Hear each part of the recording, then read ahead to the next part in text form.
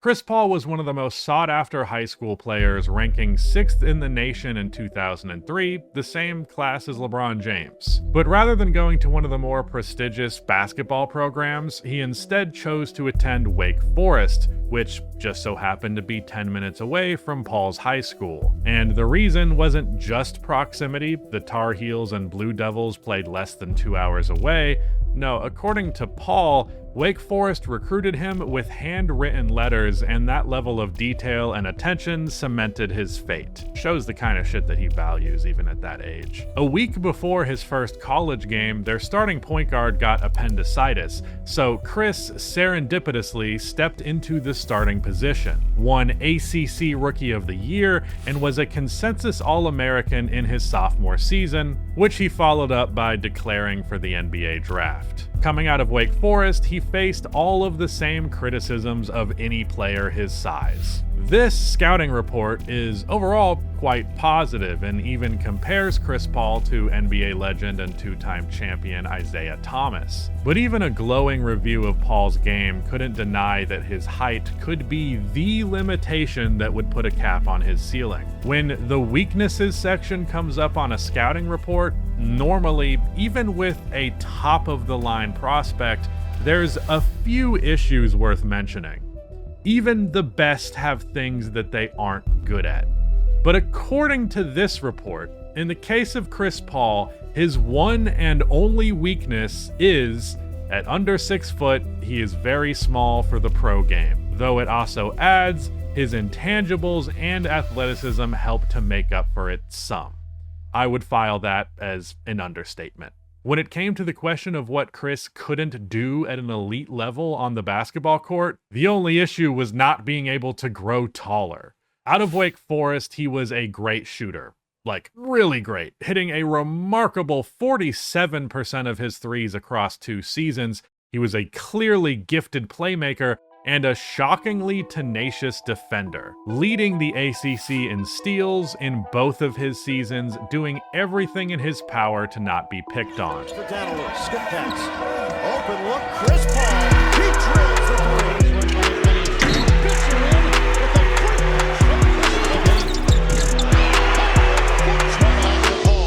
Here's the sprint for the finish by Paul. He does it.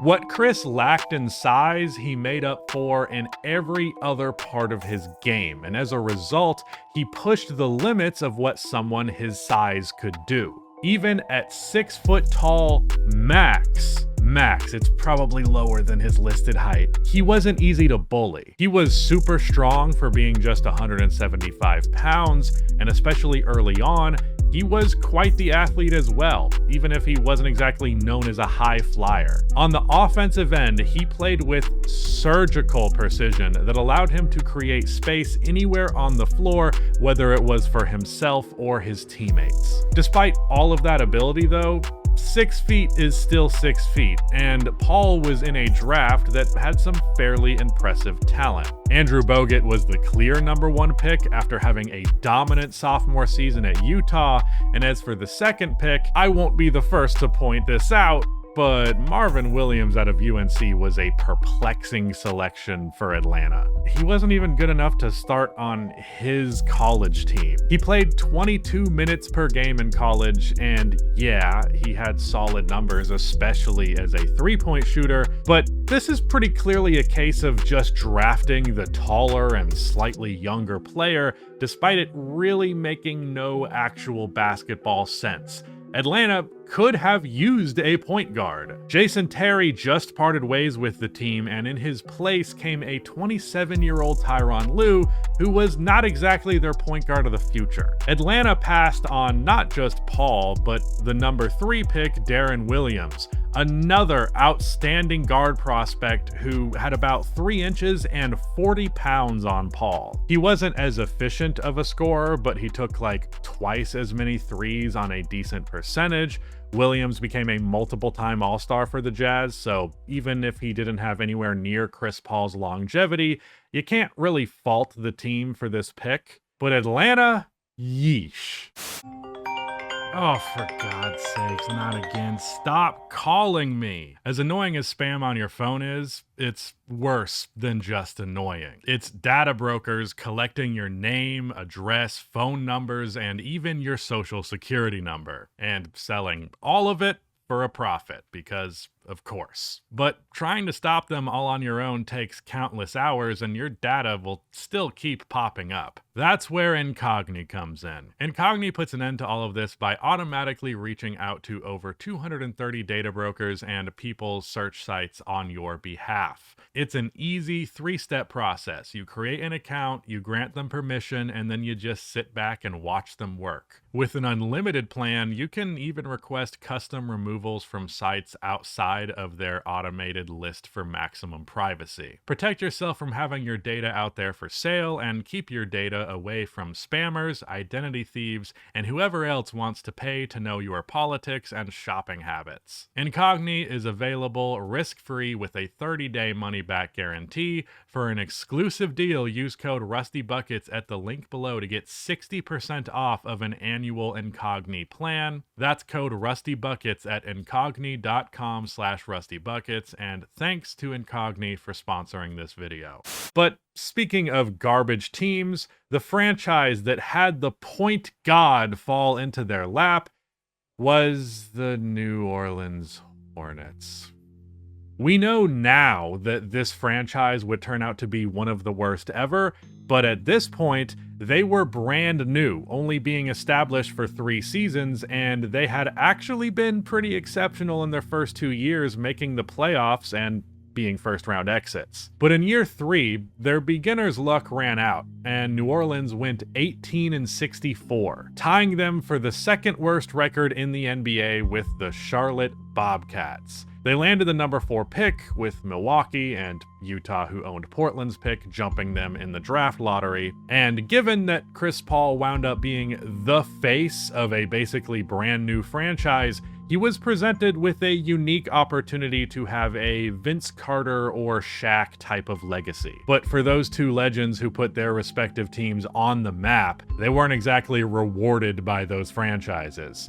And in return, they gave some of their best years to a larger market team that actually made an effort to build around them. Unfortunately, the same could be said with CP3. Chris Paul ended up carrying the Hornets for years, and though I do truly believe that a peak Chris Paul had the capacity to be the number 1 option on a championship team, I don't think he's built to carry his team there. Now, some of you might pause at me saying that about CP3, given that there is no proof to back up my thesis, so let me make one thing clear. Christopher Emmanuel Paul is one of the best point guards who ever played this game. But something I've learned from making NBA videos for so long is that a lot of people are quite unfair when it comes to their perspective on Paul's career because they don't like him. I'll go ahead and own this now. Chris Paul is one of my favorite players ever. He's easily my 3rd favorite point guard overall, behind Steph and Magic. And to me, he's probably the best NBA player to never win a championship. And almost definitely the best player ever to be no taller than 6 foot flat. But I'm going to try my best to look at Chris Paul's career as critically as possible.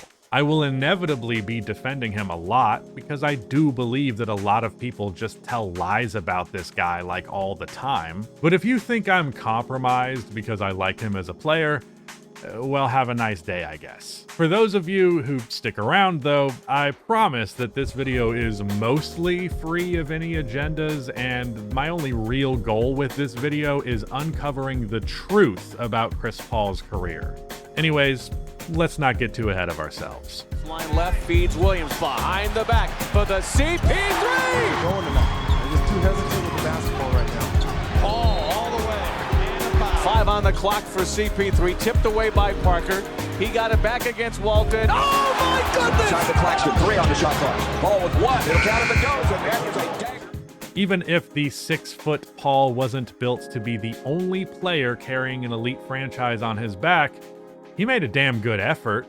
Things immediately turned around for New Orleans when CP3 joined the franchise, something that would become a pattern throughout his career. He won Rookie of the Year in 2006 with averages of 16 points, 8 assists, 5 rebounds, and 2 steals, with just slightly better than league average true shooting. The Jazz were less eager to give the keys to Darren Williams, so he placed 6th, Bogut placed 3rd, and Marvin didn't place at all. Well, if you didn't know, now you know. That is Chris Paul, folks. Chris not only had the most impressive stat line of his class, he also made the most substantial impact. In his rookie season, the Hornets went 38-44, a 20-win improvement from the previous season, despite some of the worst circumstances imaginable. Hurricane Katrina utterly devastated the city of New Orleans, affecting the lives of countless people and submerging 80% of the city. Aside from the politics surrounding this devastation, there was a far less pressing side effect of the basketball team not having a functional arena. Many other cities volunteered to fill in for New Orleans and host the Hornets, even though ownership stated that the storm would not be used as a reason to permanently relocate the team. Oklahoma City ended up being the one who adopted the Hornets in the state of emergency, and they subsequently played 35 games in OKC and 6 games in Baton Rouge that season. On the court, their perseverance wasn't just because of adding Chris Paul. Their power forward David West elevated his game substantially. Alongside Paul, he went from a fringe rotation piece to a 17-point-per-game scorer, making for quite the pick-and-roll partner with CP3. Knocked it away, comes up with a steal, leads the break, West with the finish. Got picked off by Eli. Here's West with the catch and shoot. Chris Paul, beautiful feed. Unfortunately, they didn't make the playoffs. This is the Western Conference in the 2000s, so 38 wins ain't gonna cut it. But I cannot stress enough how little there was to work with when it comes to this roster. And a 6-foot rookie guard still elevating them to more than twice their win count in a season when they're dealing with the fallout of a historic natural disaster off of the court is just insane. In the summer of 2006, the New Orleans/OKC Hornets had what is probably their only net positive offseason during Chris Paul's tenure. They signed 3-time All-Star Peja Stojakovic through a sign-and-trade deal with the Indiana Pacers for a 5-year, $64 million contract, giving up basically nothing in return. And they traded for Tyson Chandler in a pretty win-now move, giving up a young J.R. Smith who ended up being a good player, but he never even suited up for the Bulls, getting rerouted to the Nuggets for Howard Isley and second-round picks. And the only other piece was a 36-year-old P.J. Brown. All of those scraps for a center who is a beast on defense and led the NBA in offensive rebounds in his first 2 seasons for the Hornets. And the young player that the Bulls got in return would go on to be one of my favorite players of all time in another team's jersey. Being a fan of the Bulls post-Michael Jordan is just a jolly good time. Peja wasn't quite what he was at his peak, but he was still a very strong weapon on offense, a movement shooter for Paul to hit on a curl. Those 2 roster upgrades were massive for making the Hornets more competitive, and a sophomore leap from an already excellent Chris Paul might even make them a dark horse contender. But Chris Paul kind of stagnated in his sophomore season. There weren't really any substantial improvements on paper, both in raw numbers and efficiency. It didn't help that Peja got hurt and only played 13 games for the entirety of that season. David West continued to shine, leading the team in points per game, and Tyson Chandler proved to be super undervalued in Chicago as he had a career year, getting way more offensive output when paired next to an all-time great playmaker. He paired super well with Paul as a lob target on offense, and while being a 5-point per game guy in Chicago gave them some reason to undervalue him, when put next to Paul, suddenly being one-dimensional on offense wasn't that big of a deal. This would be a pattern throughout Paul's career. He is just 2 seasons in now, and he has already played a large role in turning around the career of 2 big men who would go on to be all-stars. If they had Peja year-round, I'm confident they would have been playoff ready by Paul's second year, as they went 8-5 in the 13 games that Peja did play, but fate wouldn't have it. Following 2007, the team finally returns to New Orleans, with the Thunder taking their place as the Seattle Supersonics relocated to OKC. Luckily for Paul, year 3 would begin a long history of regular season and playoff dominance. Yeah, you heard that right. Dominance. And 4 assists here in the first half. Great change of pace. Wow, what a play by Paul. Paul, the alley-oop to Chandler. Now setting a screen. Paul raising up. Here's Paul. Gets the foul, banks it in. With 2, with 1. Paul for the win.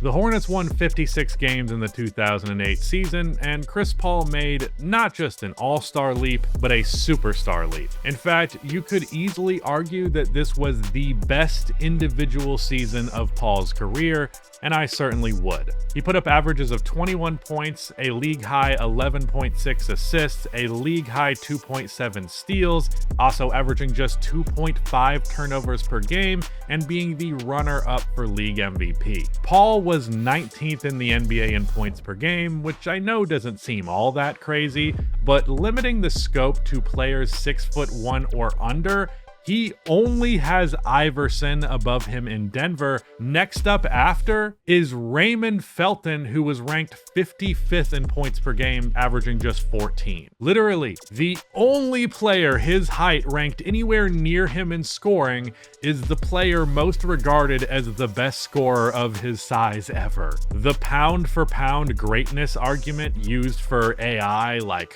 all the time, can just as easily be applied to CP3, but that's a whole other video. Paul's scoring efficiency also saw a hike this year. He shot over 50% on a high volume of 2-pointers. Paul ranked 28th in 2-point field goal attempts at 13 per game. And out of all of the players who took 10 or more 2s per game that year, a total of 54 players, only 9 of them were more efficient than Paul. He was more likely to make any given shot inside the arc that season than the likes of all-time greats like Carmelo Anthony, Tracy McGrady, Kobe Bryant, Allen Iverson, Tim Duncan, Yao Ming, and Dirk Nowitzki. This man is 6 feet tall, and he hits a higher percentage of his 2-pointers at a similar volume than 44 players who are all bigger than him. This is thanks to one of the deadliest mid-range games this sport has ever seen, and certainly the best we've seen of a player Paul's size. And this is the unit that got the Lakers in trouble in the first half. That's outscored in the second quarter. That's the first quarter New Orleans has won before. Paul over Dampier gets it to go. Paul had been solid in the mid-range in his first 2 years, but this year he blossomed into being truly elite, and that would prove to be one of the most valuable weapons for him for basically 20 years. What's crazier than his scoring numbers, though, are his playmaking stats. Paul's assist title this year came despite some steep competition at the point guard spot. Darren Williams, Steve Nash, and Jason Kidd all averaged double-digit assists just like Chris. Usually you get like 2 guys who average double digits in 1 year. This year it was 4. However, all 3 of those other guys were in the top 5 in turnovers per game that year. Paul was 31st. This is one of the most absurd stat lines that I have ever seen. And yet it's just kind of dismissed because, I don't know, assist to turnover ratio isn't the sexiest basketball concept out there. But just think of how insane that is. The most prolific passer in the game had 30 players in the league averaging more turnovers than him. He was at his deadliest as a playmaker out of the pick and roll, the perfect way to keep the defense honest and create space for the offense to flourish in the 2000s. His lethal mid-range game, combined with how little he turned it over, allowed Paul to master the pick and roll. He is arguably the best ever in that area. He makes defenses pick their poison possession after possession after possession. If you weren't giving up an open J to a mid-range assassin, then you're giving up an open shot at the basket, another open midi to a pick and pop option, or even an open three on a kickout. On top of all of this ridiculous offense, he was also second team all defense and even got votes for Defensive Player of the Year. Paul being second place to Kobe for MVP isn't just happenstance. There are a lot of people who would argue that he should have won MVP over Kobe. On the actual ballot, 28 of the 126 voters ranked Paul first place. I will say, this year very much felt like a makeup MVP situation for Kobe. Like, we know that Kobe is supposed to have an MVP on his resume, I guess, and 2008 was his first full season of seriously winning ball after Shaq left. The Lakers had a record of 121 wins to 125 losses in the 3 years leading up to this 57-win season, so fuck it, give it to Kobe. To me, this MVP kind of feels like Leo getting an Oscar for The Revenant. Like, yeah, I get it, long overdue, but really? The Revenant?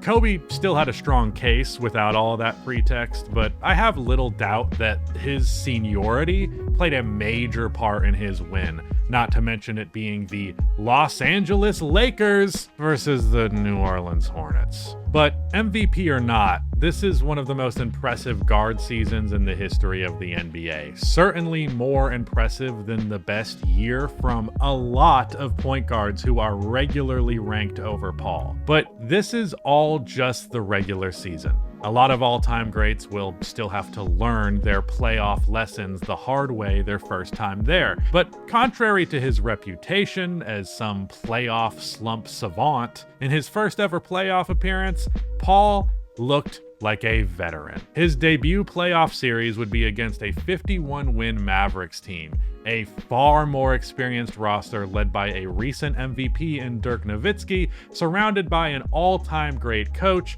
and a great core of role players. Despite the Hornets' home court advantage, there were plenty of reasons to pick Dallas to win, but you would have been foolish to do so because the point god absolutely smited them and they were eliminated in 5 games. 7 minutes to go. See him there. Paul to West. Home run for Paul. Is he going to get the shot? Yeah!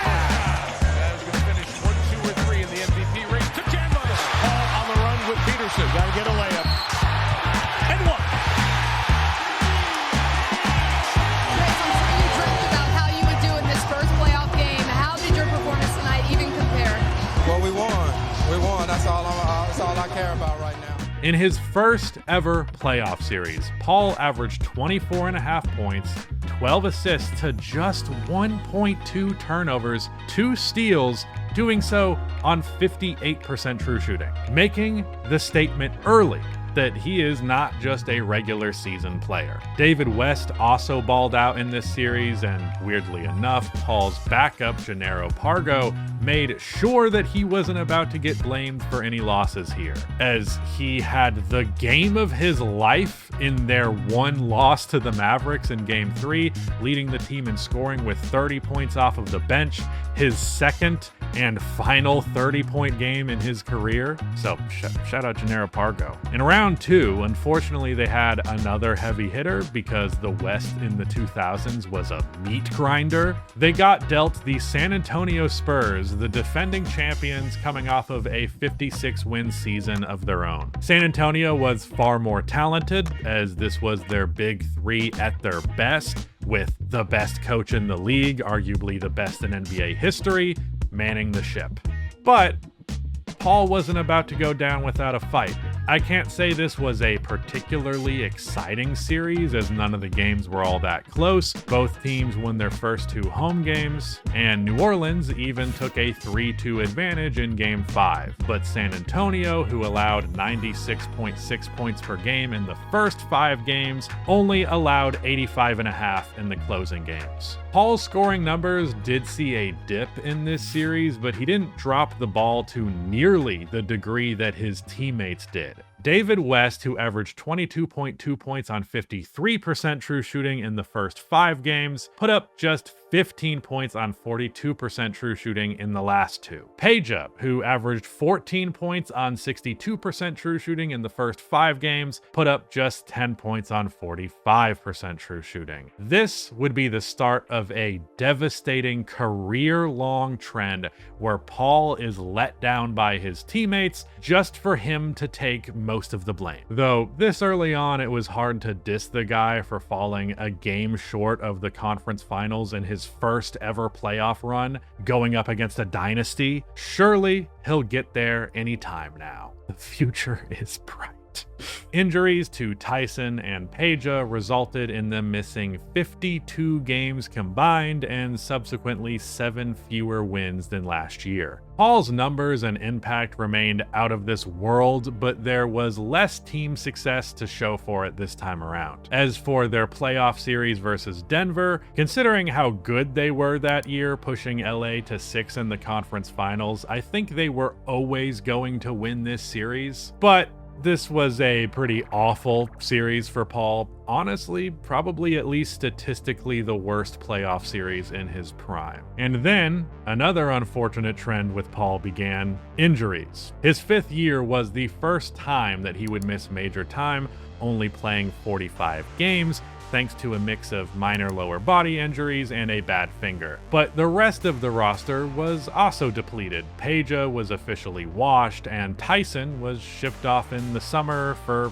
some reason. Tyson Chandler is the king of being traded for no reason at all. They now had Emeka Okafor as a 5, a good player, but not as impactful of a defender. And for some reason, the best players New Orleans added from there were guards. Like, the only notable addition to this team since the 2006 offseason has been Darren Collison and Marcus Thornton as off of the bench guards. Call me crazy, but I don't think these guys should be the marquee additions on a team led by a 6-foot guard. The Hornets treated Peja like he was the answer as a co-star on the perimeter, when he really should have been viewed as a placeholder. He just wasn't the same player by now, which was fairly predictable. And David West's numbers in New Orleans always oversold his impact. The only other time he was a key player on a playoff team, while not paired with an all-time great table setter, he was substantially lower in the scoring department. 5 less points per game in Indiana than his average alongside Paul. All of this was building up to an inevitable boiling point. They did make some solid additions in the summer of 2010 in Trevor Ariza, Marco Bellinelli, and Carl Landry. And as a result, 2011 went a lot better for the Hornets as Paul played 80 games again. He had a weirdly low volume scoring season, but New Orleans made up for this by having more depth of scoring. 6 players averaged double digits. However, this didn't actually result in a better offense. They played the Lakers in round 1 minus David West, and Paul elevated his scoring numbers from 16 in the regular season to 22 points per game, while improving his efficiency by 9% in true shooting. But it wasn't nearly enough against the defending champs. Once again, we have a case of Chris Paul killing it against very bad odds with no support from his cast. Then came 2011. Come on. The Lakers. I'm sorry. No. There's a mistake. Clippers. You guys want Chris Paul. This is not a joke. This is not a joke. I'm afraid they read the wrong thing. This is not a joke. The Clippers got Chris Paul. The Clippers traded for Chris Paul. Yeah, this decision from David Stern is probably the biggest deciding factor in Chris Paul's legacy. Not just in the sense that going to the Lakers would have dramatically changed his career trajectory, probably for the better. Okay, probably. We don't know for sure. But truly, I think the drama surrounding this trade is unfortunately the most impactful part of NBA history that Paul's ever been a part of. One that is mostly misunderstood by the masses, resulting in hilarious takes like, the league stopped the Chris Paul trade, so they should have stopped Kevin Durant going to the Warriors. Yeah, that's not how it works. Like at all. The Hornets at the time of this trade were without an owner, and whenever that happens, which it doesn't much because it's pretty rare, the league office itself temporarily acts as ownership would for said franchise until they eventually make a sale. Unfortunately for the Lakers and Chris Paul, when he asked out, it was during the ownership vacancy. Normally, the NBA itself cannot interfere with a trade so long as it's a legal one. The deal to the Lakers was a legal deal. The NBA just didn't like it. It's been 2 months now since you vetoed the Chris Paul to the Lakers trade, and it's given you 2 months of the benefit of hindsight and 2 months to look at the impact that it's had on several teams, Clippers, Lakers, but especially the Hornets. And given the benefit of that hindsight, was that veto, since you had never done one before, was it the right thing to do, and why? Should I answer? Yeah, okay. You've been around too long to phrase the question that way. I didn't veto anything. Acting on behalf of the owners, as the owners' rep, New Orleans decided not to make the trade.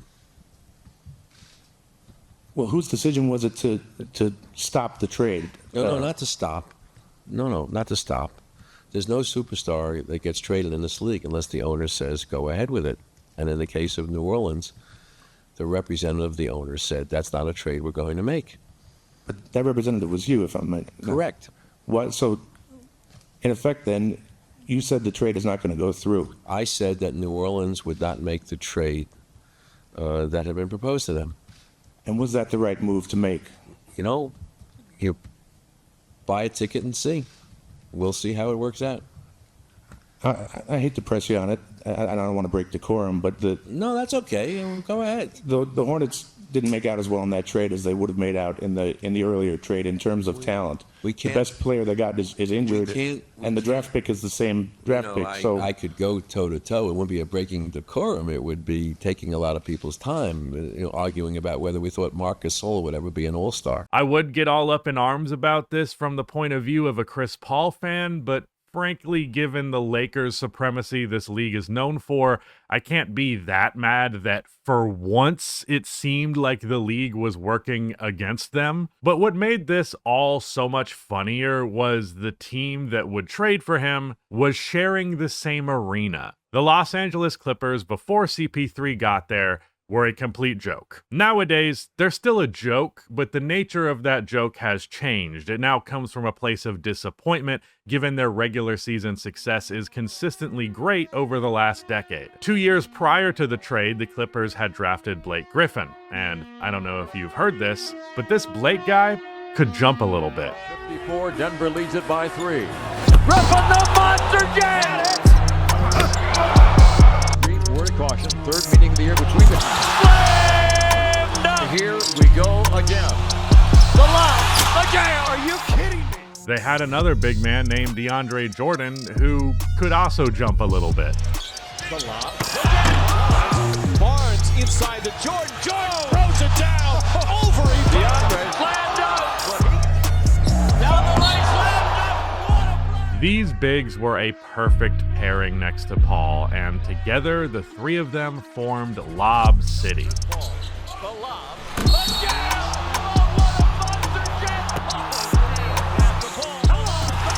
JJ Redick. Look out, Griffin. The lob, the jam. Arguably the best pick-and-roll ball handler in the history of this game is paired with two of the best rim runners and lob targets of all time. Blake also progressively added more and more depth to his offensive bag as years went on. He wasn't just a dunk guy, And while DJ was just a dunk guy on offense, he was also a pretty damn great rim protector and an exceptional rebounder. Unfortunately, just about everything else with this team in the Chris Paul era would be a disaster. In his first year in LA, the Clippers went 40-26, which is a 50-win pace scaled to a full season. This was, of course, a lockout season. That's not a crazy win percentage, but considering how top-heavy this roster was, I think it's yet another testament to Paul's impact. They won 8 more games than last year, despite playing 16 less games in total. Paul averaged just short of 20 points, just over 9 assists, and he once again led the league in steals, now the 4th time that he has done that in 7 years. In the playoffs, the Clippers had a series versus the grit and grind Grizzlies, and believe it or not, it was kind of a grind. In the first 4 games, the Clippers took a 3-1 lead, with Paul putting up 23.5 points, 5 rebounds, 8.8 assists, and 2.5 steals. Game 4 went into overtime, and Paul showed out to take the 3-1 lead.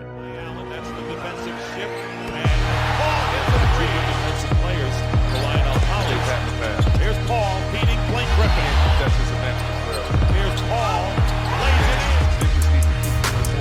Here's Paul, the 4th game of this Western Conference first round. Paul gets free again. He would go 4 for 5, scoring 8 of LA's 16 points in overtime, but from there they kind of let the series start to slip out of their hands.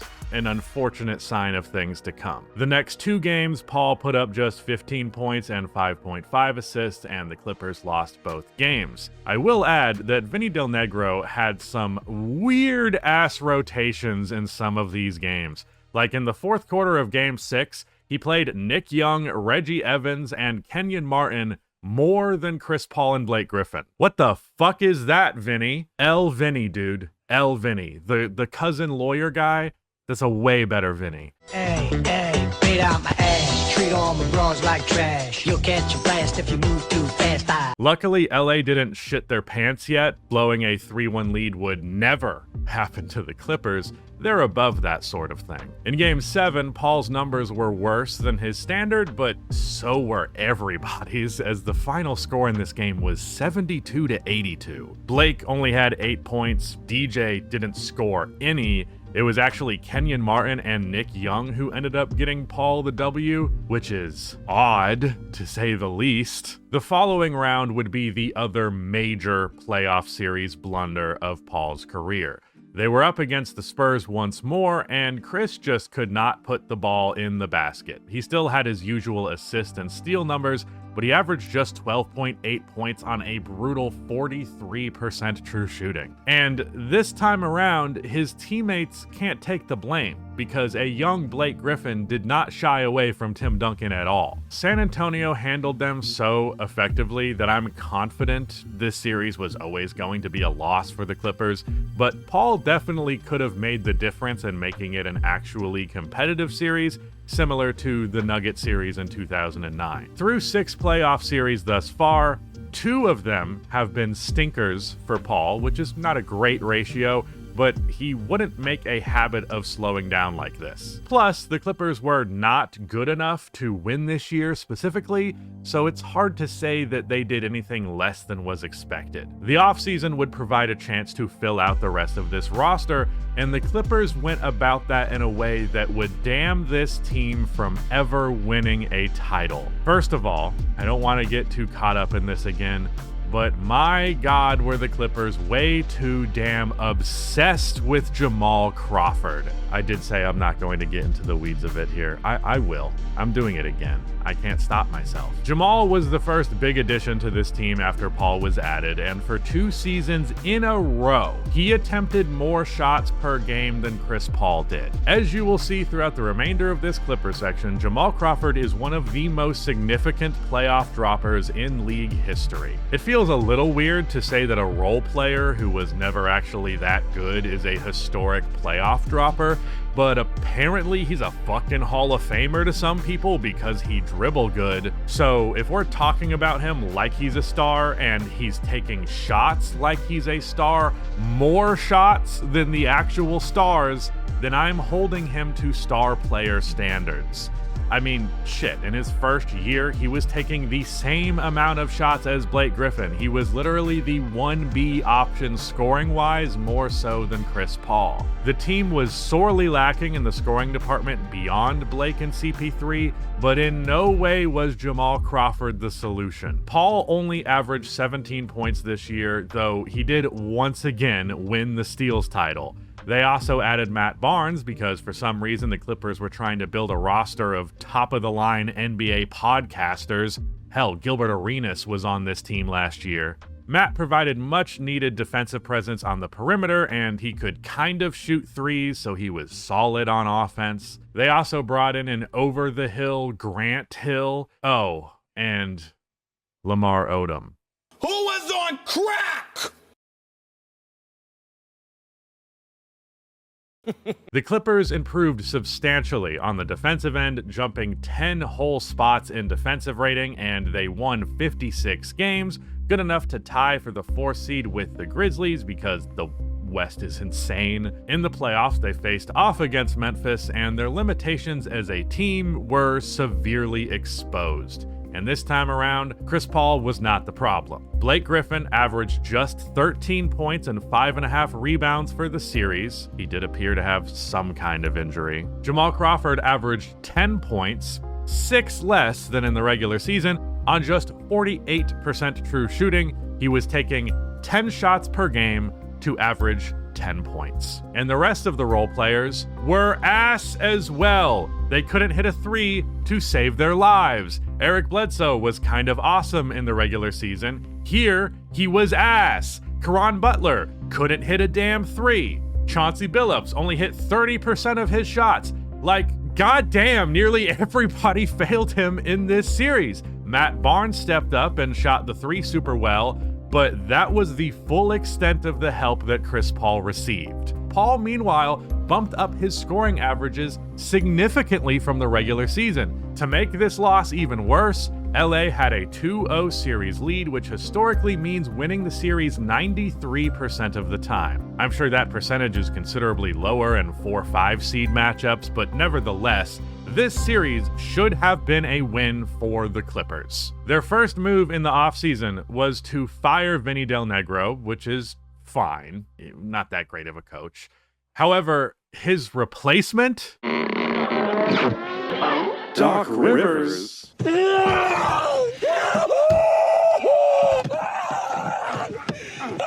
Not only did they bring in Doc Rivers, but they gave up a first-round pick to do it. Now, you might be thinking, why would you have to give up a draft pick to sign a coach? Well, the joke's on you.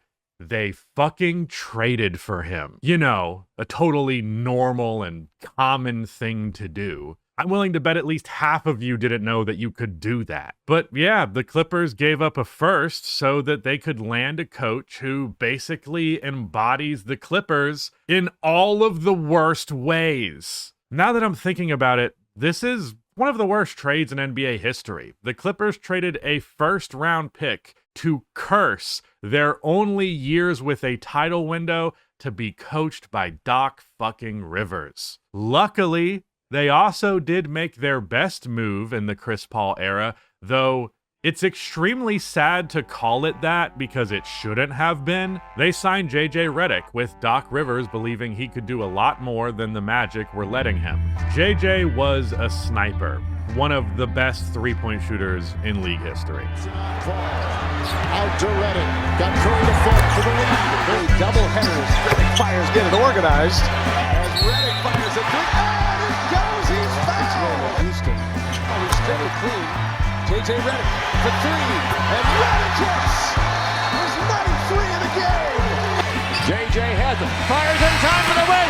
The Clippers win.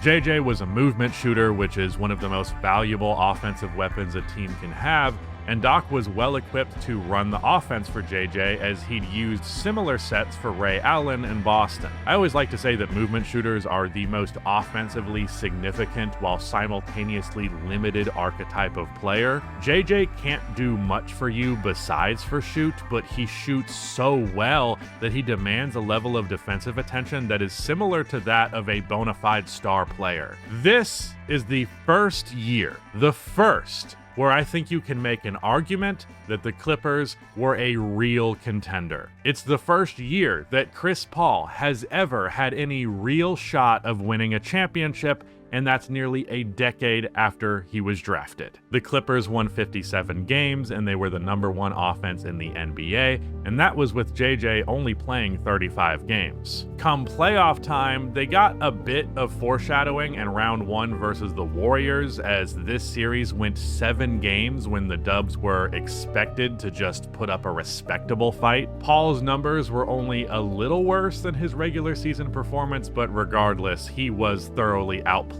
by Stephen Curry. However, Paul would ultimately close the series very strong with a 22, 14, and 4 steals performance in Game 7. It was a close call versus the Warriors, but in the following round versus OKC, Paul would have the biggest blunder of his career.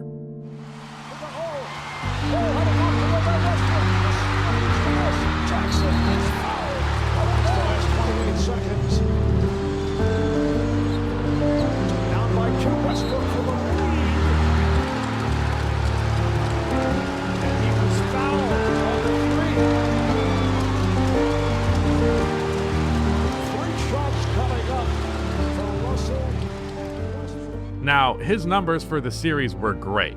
Again, he elevated his production in the playoffs, and he had one of the most insanely efficient playoff games ever to start the series, going 8 for 9 from 3, scoring 32 points on 14 shots for a ridiculous 96% true shooting percentage in 27 minutes at that. But he encountered a series of unfortunate events in Game 5. With the series tied up at 2 apiece, closing the game in the final minute, Chris Paul hits a mid-range pull-up to give LA a 7-point lead with 57 seconds remaining. Historically, whoever wins Game 5 in a tied series goes on to win the series 84% of the time. Since 1997, when teams are down 7+ points with 1 minute remaining, they have won 3 times and lost 1,640 times. That's over 99.8% of the time. So, with less than a minute to go,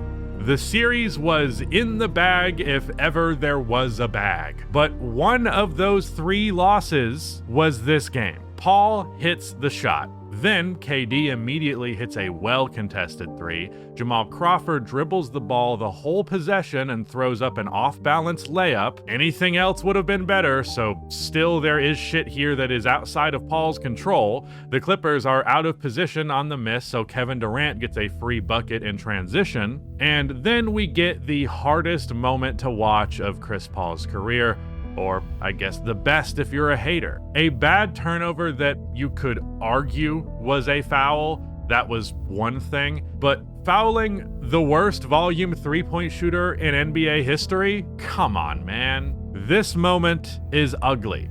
It's one of the worst fuck-ups any NBA star has ever had. Only 3 of the 8 points in this comeback are entirely on Chris Paul, but that was 3 too many. I'd argue a handful of players have worse moments, or at least more prolonged ones, but I'd bet you that if there was any minute from Paul's career that he wishes he could do over, I'm certain it would be this one. It's worth mentioning that this wasn't the end of the series by default. The Clippers could have bounced back and turned this blunder into a "damn, can you believe we almost blew it" moment. But instead, in Game 6, once again Chris Paul was great, by far the best Clippers, scoring or assisting on half of the team's 40 field goals.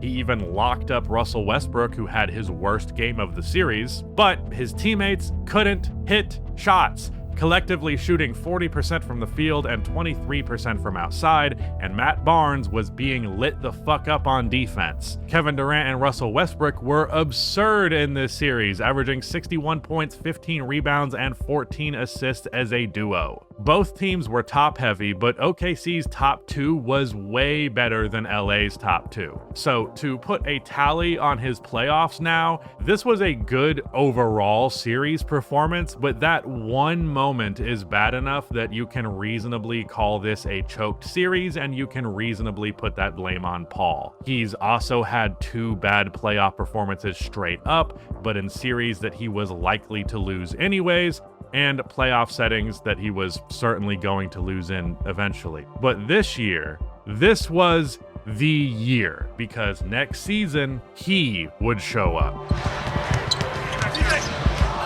Curry inline shakes the ball out of his boots and hits a fallaway jump shot. All hope of Chris Paul capturing a title basically ends with the rise of the Warriors dynasty. Not only were they instantly the most dominant and talented team in a way that would be sustained for nearly a decade, but to add insult to injury, they did it through the most successful small guard in NBA history. Just 2 inches taller than Paul, Curry dominated the game in a completely different way out of the point guard position. Turns out, you don't need to average double-digit assists when you're a 1,000 times better shooter than your teammates. Just call your own number when you can do this. Now, don't get me wrong, hope wasn't all lost. Going into the playoffs, the Clippers, along with the Rockets, were believed to be capable of outclassing the less experienced Warriors, though their path would not be easy. As for their first round matchup, they got the defending champions Spurs, and it took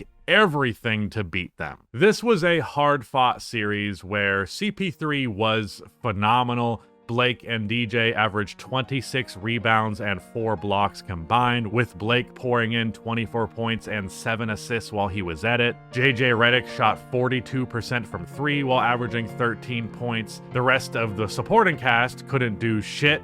Barnes couldn't hit his threes, and shock of all shocks, Jamal Crawford was extremely inefficient. Overall, though, this is the kind of result that you can expect from a Chris Paul team where his teammates, for the most part, don't fail him. Paul was rough in 2 of their first 3 games, both of them being losses, but in Game 4, with the Clippers in danger of going down 3-1, Chris Paul put on a masterclass, dropping 34 points and 7 assists on 72.5% true shooting, including 10 points in the 4th quarter. And from there, he would close the series strong, averaging 20 points and 5.7 assists in the first 3 games.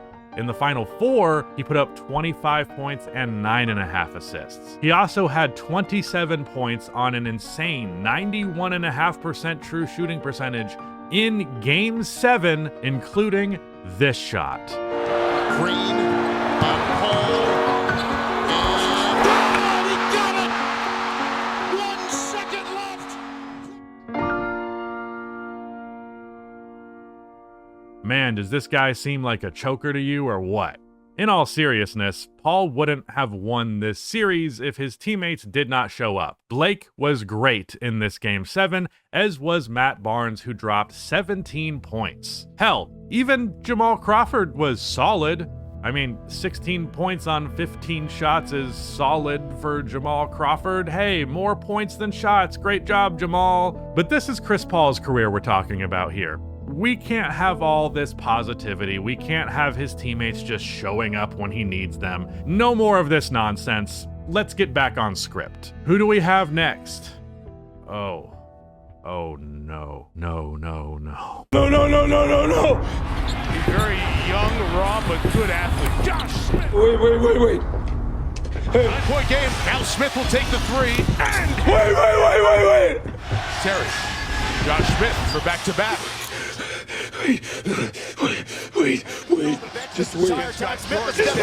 Takes it. Got it! That's unbelievable! Okay, so you probably know what happens in this series already. It's pretty infamous. But what really bothers me about this series in particular is how routinely the result is blamed on Chris Paul when there's literally zero reason to do that. In his first 2 games, Paul was hurt, and those games were split thanks to a miraculous game from his role players, Austin Rivers, the brawny before brawny in LA, Matt Barnes, and Jamal Crawford combined for 58 points on 66% true shooting. Game 2 was only determined by 6 points, so it stands to reason that the Clippers would have likely taken a 2-0 lead if Paul was available. Games 3 and 4, he didn't even need to cross the 30 minutes played mark because they blew the Rockets out of the water. He only averaged 13.5 points in those 2 games, but with his presence, suddenly the Clippers are winning by 25 and 33. In Game 5, Paul had a good performance, Blake had a great performance with 30 and 16, but JJ Redick shoots 1 for 8 from 3, DeAndre Jordan gets hack-a-shacked and goes 7 for 16 from the line, Jamal Crawford has 5 points on 10 shots, Austin Rivers has 8 points on 11 shots,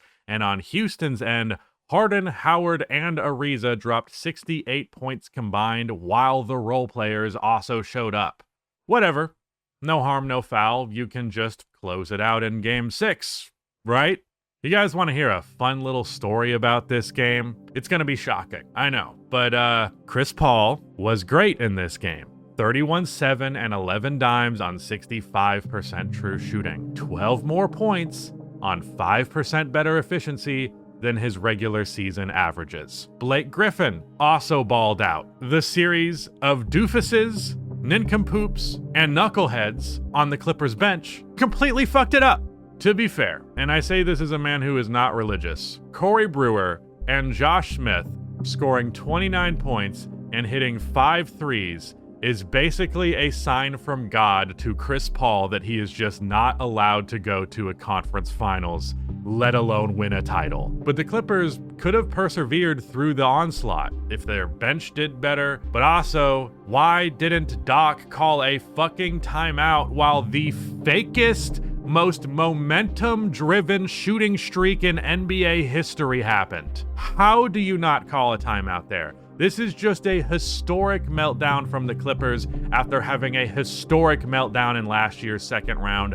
But this time, it was not CP3's fault at all. He could have been better in that fourth quarter, sure, but he was still somehow their best player by far in that quarter. Chris scored 9 of LA's 15 fourth quarter points. He did shoot 2 for 7, but his teammate shot 2 for 15. Yeah, when you actually go and investigate the bullshit surrounding Paul and then consider how much of this is unjustly blamed on him, you will see that many people are just straight up lying about this man. In Game 7, guess what? Paul had 26 points, 10 assists, and 4 steals, getting 16 of those points and 9 of those assists in the second half. Blake once again performed well. He never slipped in this series. DJ's point production varies a lot, but he actually had 16 in this one. But JJ Redick went 2 for 9 from 3. Matt Barnes put up a goose egg. Jamal Crawford had 18 points on 17 shots, which I guess is solid for Crawford, which means that, it's not actually that good. But the collective effort from the role players was once again awful. Aside from LA's big 3, the Clippers role players shot 12 for 39, which is 30% shooting. They also attempted just 2 free throws. This is the textbook example of a superstar player's teammates failing him just for the blame to go the way of the superstar, because that's the way it is. In the series where the Clippers blew a 3-1 lead, for the final 3 games, Paul averaged 26 points and 10 assists on 63% true shooting. 7 more points on 3.4% higher efficiency relative to his regular season numbers. Blake Griffin averaged 28 points, 11.7 boards on 59% true shooting in those final 3 games, but the rest of the team as a whole averaged just 48.3 points on 51.7 field goal attempts and 15 free throw attempts, which amounts to a goddamn 41% true shooting percentage. For reference, the overall league average true shooting in that year's playoffs was 52.6%. So Blake and Paul averaged 54 points on 9% better than league average true shooting, and the other 6 key rotation players averaged 48 points on 11% worse than average true shooting. It is hard for me to think of an instance in NBA history where a genuinely phenomenal star duo was left out to dry by the rest of the team to this degree. It is deeply embarrassing, and all of those role players should be ashamed of themselves, straight up. But I suppose it was inevitable when you consider how terrible this roster has been the whole time. JJ and DJ were disappointing overall in this series, especially JJ, who shot 6 for 26 from outside in the last 3 games. But Matt Barnes, who had no business being this team's 5th starter, was ass. Jamal Crawford was ass, averaging 10.3 points on 13.7 field goal attempts in the final 3 games. Sick, cool. At least he's a tough bucket, though. He's a tough bucket because he exclusively takes terrible shots, so when they go in, they are tough buckets. And the rest of this team features players who have no business in a NBA playoff rotation. Glenn Big Baby Davis, Spencer Hawes, Austin Rivers, just a disgrace. I know I harped on all of those awful numbers for quite a while there, but I need you to really understand the degree of shit that this all really was and how there was really just nothing that Chris Paul could do to remedy it. For what it's worth, this team was not going to beat the Warriors. The Rockets themselves got smacked around by the Dubs in the conference finals. But shit, at least they could have made a conference finals. From here, things get bad quickly. The Clippers still win 53 games, but come playoff time, both Paul and Blake miss 2 games. Paul won 2 of his 4 games and put up some good scoring numbers, especially the 3 full games that he played, but he wasn't present for the end of Game 4 or the final 2 games in the series, so obviously that result was out of his hands. In the offseason, Kevin Durant signs with the Warriors, so all hope is dead at this point, but even still, the Clippers managed to win 51 games. We are now on to Paul's 13th NBA season, and in only 4 of them has he not won 50 games, with one of them being a lockout year with a 50-win pace, so really 10 of his 13 years so far are 50-win level teams, and he's 10 of 11 on that pace starting from his 3rd year. But like always, that regular season success didn't amount to much, as they lost in 7 to the Jazz in round 1 because Blake Griffin was hurt in Game 3. They were up 2-1 with a healthy Blake, but from there, Paul did a solid job of carrying the load, and yeah, he was bad in that Game 7, but I really just don't think it's fair to hold that against him considering the defensive pressure was entirely on him. From here, Chris Paul decides that he is done with the Clippers and ends up being traded to the Houston Rockets. A fairly odd choice considering the potential clashing play styles of Harden and Paul, but certainly this gave him a better chance of competing than hoping that his hamstring and Blake's knees would just manage to sync up. But before we get to all of that, I just want to do a quick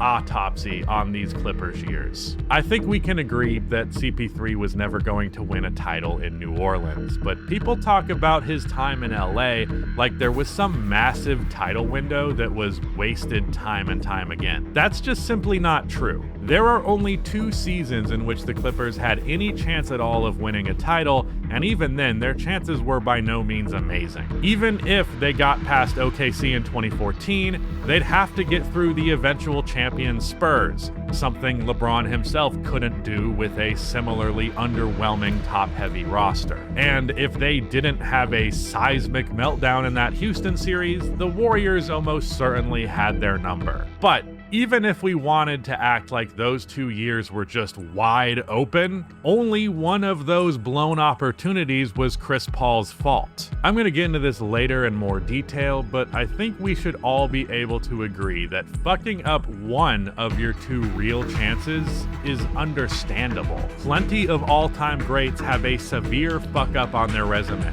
and plenty of all-time greats have bad performances throughout a series or 2, especially out of the point guard position. But Paul wasn't done yet. He still had a lot more in the tank than most people even realized. When Paul was traded to Houston, he wasn't as hot of a commodity as the last time he was on the market. He was 31 years old, a small guard, and that type of player usually doesn't age incredibly well. One of the all-time great point guards that Paul is often compared to was out of the league at the age of 32. Allen Iverson had an ugly end to his career, not to mention how injury-prone Paul had become. So when this deal went down, there were quite a few criticisms paired with it.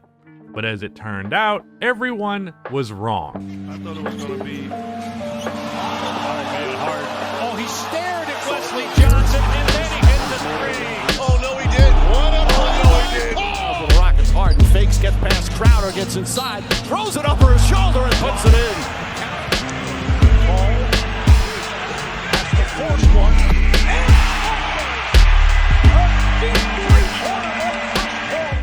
James Harden and Chris Paul were one of the best guard duos in NBA history, and I will do everything in my power to make sure that this duo is not left in obscurity one day. Harden and Paul both made a concerted effort to improve as off-ball players, especially Paul, who operated as a high-volume catch-and-shoot three-point shooter for the first time in his career, and he actually found Houston to be a great destination precisely because of how ball-dominant Harden was. Chris has never played with another prolific ball handler, and he specifically sought one out because of the strain the handling responsibilities put on your body. Now, ironically, CP3 would see a dip in his games played after joining Harden, so maybe there wasn't that much to his theory, or maybe he would have deteriorated even further without this change. I think it's the latter. In the 58 games Paul played, the Rockets went 50-8, which is a 70-win pace. They went just 15-9 without him. Houston's record improved by 10 wins with his addition, even with him missing 24 games. He always elevates his teams. It's actually wild how consistent this trend is. But he hasn't won a title under extremely unfortunate circumstances, so that means he's a fucking loser. And speaking of which, Houston cruised their way to the conference finals. Yes, you heard that right. The curse has been lifted. CP3 is in the conference finals. In the elimination game to finally get there, he put up 41 points. But bad news, the Warriors matchup that always seemed inevitable in LA has finally come to pass in Houston. And even worse news, this is the Kevin Durant era, meaning this is the greatest roster of all time. Like, full stop, there isn't a better roster than this one in NBA history. Save me with your 96 Bulls or your 01 Lakers nonsense. This is a 73-win team that added the third best player in the NBA who happens to fit seamlessly into the system. Quite literally, I do not think you could be more fucked staring down the barrel of a playoff series than if Kevin Durant in a Warriors jersey is looking back at you. But guess what? Houston didn't just make it a series. They very easily could have won, but of course, fate wouldn't have it. In the first 5 games, Houston actually took a 3-2 lead, which, as previously mentioned, brings your odds of winning a series up to 84%. But then, Chris Paul tears his hamstring. What's wrong with you, bro? What the heck? You tripping, bro. You tripping. Of course, Houston goes on to lose the next 2 games, losing Game 7 in insane fashion, while Chris Paul could only watch this opportunity crumble from the sidelines. This was not only the best team he'd ever been on, this was not only a real shot at winning a title, this would have been a legacy-defining run that was made impossible due to that fucking hamstring. Imagine how we would talk about CP3 if he won a title as the second best and often best player while going through the Kevin Durant Warriors and LeBron James in the process. The only part of Chris Paul that routinely chokes is that fucking hamstring. Between more than a dozen seasons of elevating his teammates to stardom, stepping up in the playoffs more often than not, and coming this close to going on what would be one of the greatest title runs of all time, if you still think Chris Paul is some choke artist, then you have been lied to. He was a hamstring and a little luck away from making 2018 his 2011 Dirk run. Unfortunately, this would be Paul's last chance to go all the way, because from here, he really started to fall off at the age of 33, or so we thought. Despite his height, long injury history, mediocre supporting casts, and countless cases of falling short, Paul still had plenty of fight left in him. The only problem with these last few seasons of Chris Paul's career is that these are the years that most people remember, which is exactly why he continues to be so disrespected. Alright, well, that is the end of part 1 of the Chris Paul video, so thank you so much for getting through this. Drop a like, subscribe, check us out on Patreon if you want to support us further. Join as a member if you want, which I learned today is a thing we've been doing forever and I had no damn idea. I guess I just didn't notice because while we had memberships available for forever, we never actually got any. But the recent NBA Players Are Bad People video, you guys supported that overwhelmingly, so I really appreciate that. That whole thing was a big risk. It was a big shot in the dark. I had no idea how it would go, and the support is truly overwhelming. So thank you for that.